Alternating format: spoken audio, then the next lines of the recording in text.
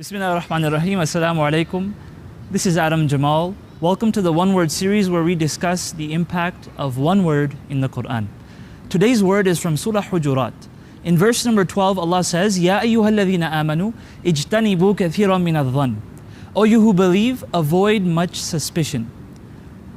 In this verse, I'd like to focus on the word ijtanaba. Ijtanaba is usually translated as to avoid. Now, when we look at the word itself, we find something very fascinating.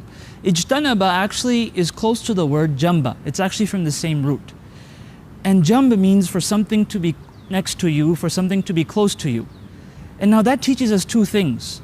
That when Allah tells us to avoid suspicion, He's also telling us by using the word ijtanaba that this is something that is close to us.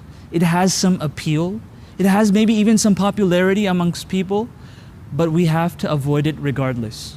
Because a lot of times we might hear ourselves say, well, everyone's doing it, so why can't I do it? Or we might hear ourselves saying, but I like doing it, it's so much fun. Instead, we have to fight that. And we have to realize that Allah subhanahu wa ta'ala has forbidden this thing for a reason.